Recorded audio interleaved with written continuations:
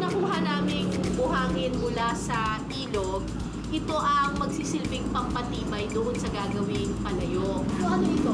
Putik to. Ito ay putik na galing naman saan? Sa bukid po. Galing sa bukid. Kasi usually yung palayok, gawa siya sa clay. Pero kapag purong clay or putik lang ang ginamit natin, medyo hindi matibay. Apo. Oo, hindi matibay. So, kailangan natin siyang haluan ng buhangin mula sa ilog. So, ito po yun. Ang gagawin namin ngayon ni Nino ay hahaluin natin siya. Okay. So, paano natin paghahaluin ito? Ito. Ilalagay lang ng gano'n. Apo. Marami? Lahat ito? Kalahati lang. 1/4 lang po siguro. Yan, tama na. Tama na yan. Apo, nadagdagan na. Tapos, Tatapakan po. tatapakan. Apo. Okay.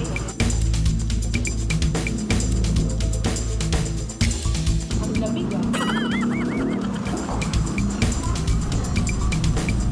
Tapos lalagyan ulit.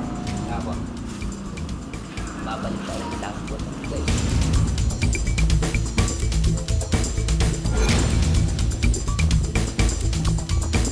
So ang gusto nating consistency dito ay yung talagang parang putik na siya, yung talagang hindi mo na nararamdaman sa paa mo yung grains, yung mga butil-butil ng buhangin, talagang na-incorporate na siya ng gusto. Malagkit lang talaga siya, no? Apo. So ito na ngayon yung na-mix natin. Pwede na ngayon itong i-molde para maging palayok. Sa Barangay Gatbuka sa bayan ng Kalumpit, Bulacan, itinuturing na ring alamat ang isa sa mga natitira at pinakamatandang gumagawa ng palayok sa kanilang lugar. Po si Carmelita Baluyot, 68 years na akong gumagawa ng palayok. Kung may makapagpapatunay ngang masarap ang pagkaing niluluto sa palayok, si Nanay Lita ang buhay na saksi rito. Yan po nung una po, palayok po ang ginagamit namin. Sa pagkain sa kanin, pagluto ng ulam, ginagamit po namin palayok. Masarap po yung luto sa palayok. Siyempre po, masaya naman po kung para libangan ko na rin po yan. Ako na lang po ang gumagawa ng palayok eh. Game! Ready na po ako para sa inyong palayok masterclass. So bata pa lang po kayo, gumagawa na po kayo ng palayok? 8 taon po. Ha? 8 taon. 8 taong gulang pa lang. Tumulong na ako sa magulang. Natuto kayo sa magulang. Simulan na ang paghulma. Gagawin na talagang palayok. Opo. Hindi ako magaling. Hala, bilog na talaga yung sa inyo? Ito po, ganito. Ganyan. Hindi, ganyan na yung sa iniikuan inyo. ko na lang po. Pagka Okay, sige na po, ako sige po. Gagawin ko lilipat po. ko na lang yan. Ganun. Nabubutas po yung ilalim eh. Papalitan na lang. Grabe, simula pa lang parang bagsak na agad ang grado ko kay Nanay Lita.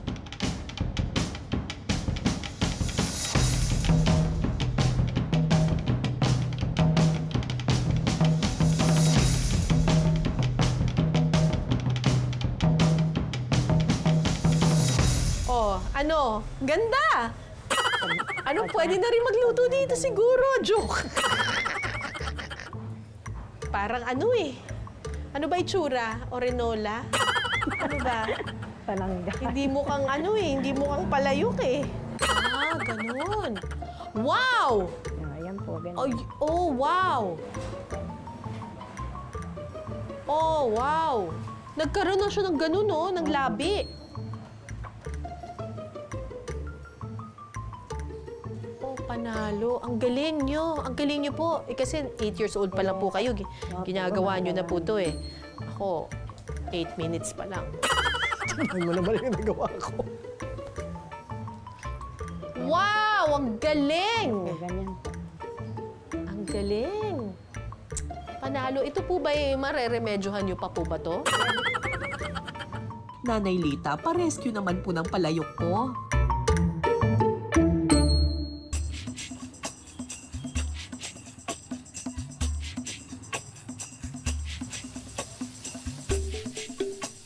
Wow! Akalain mo. Diba? Yung itsura ng gawa ko kanina, gumanda na. Okay, gawin na po natin yung ano, Lagyan natin ng labi. Opo. Okay. Tama po. Opo. Tapos dito naman po. Medyo nilip. Ulit. Akin na po.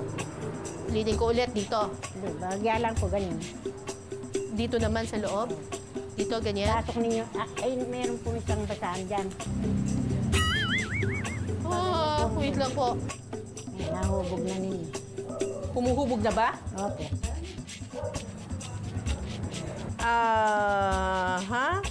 Parang hindi siya pantay ng konti, no? Ito, konti pang ganun, ano? Parang hindi pa tumaayos, ah. Parang hindi pantay, eh. Okay na! Okay na. Ang liit. Paghuhulma? Check! Kailangan lang muna itong patuyuin sa loob ng 24 oras. Hawak niyo yung bato. Ay, hawakan pala yung pato. Opo. Bubunin po natin ganun. Kapag tuyo na ang mga nahulmang palayok, ready na ito sa next step, ang pagpupukpok. Ba't sa kanya may sound? Sa akin wala. Hala, ay. Hanggang sa bubuin ko ito. Hala, nalagyan ng ano.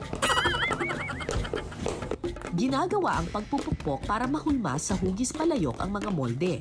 Bukod dito, mas magiging makinis din ang labas na bahagi ng palayok.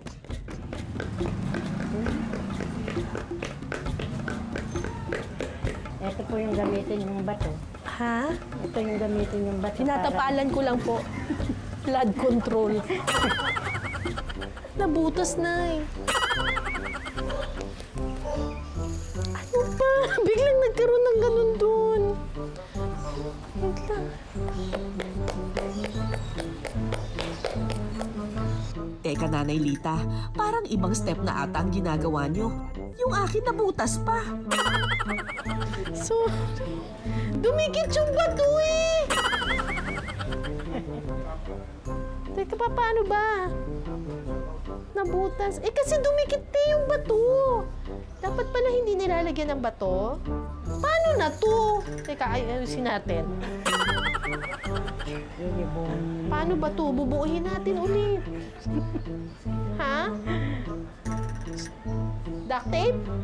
Ay, meron pang dalawa. Baka may tape kayo diyan. Tape daw. Tape daw. Paano ba, Nay? Na ano na eh. Oh, ma'am, ito po. Wow! Ayan. Ano po talaga kasi to yung imbudo po kasi talaga yung ginawa ko.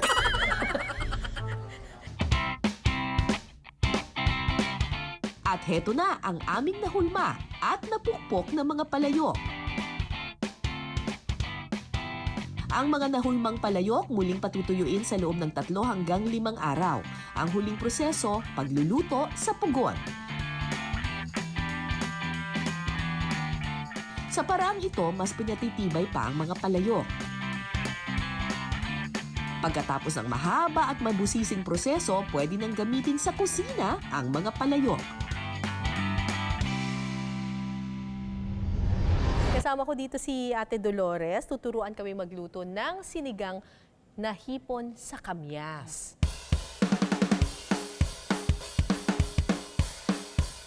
Sa palayok, una munang palalambutin ang kamyas.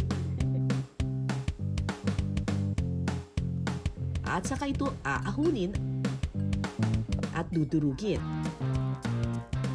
Sunod na ilalagay sa palayok ang pechay, kamatis, tibuyas at siling haba. At saka ihahalo ang nadurog na kamyas at hipon. Titimplahan ito ng seasoning, asin at patis. At saka tatakpan at pakukuluin ng 10 minuto. Tingnan na po natin. Ayan na. Ang ganda na po. Eto na po. Luto na ang ating sinigang na hipon sa kamyas. Niluto sa palayok para mas masarap. Pwede nang lantakan ang sinigang na hipon sa kamyas na niluto sa palayok. Okay, tikman muna natin yung sabaw.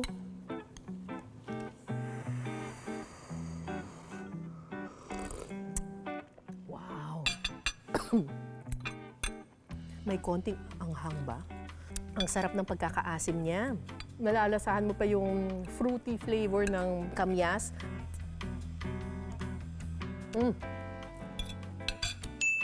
Perfect. Panalo. Champion. Pero bukod sa sinigang na hipon sa kamyas, may iba pa raw luto sa palayok ang mga taga-Kalumpit, Bulacan. Matitikman natin yan mamaya.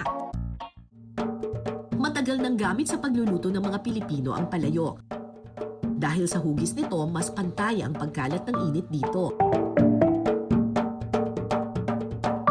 Bukod pa riyan, mas napapanatili ng palayok ang moisture na siyang nagbibigay ng mas malasa at mas malambot na pagkain.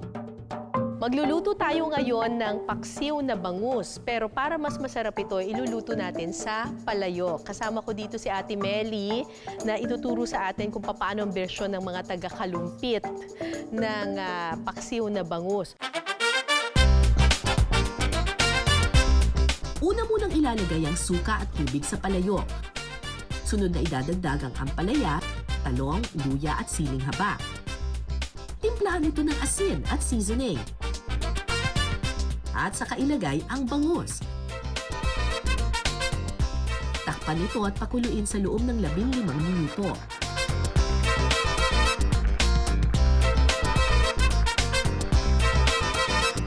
Maya-maya lang, ready na ang paksiw na bangus na niluluto sa palayok.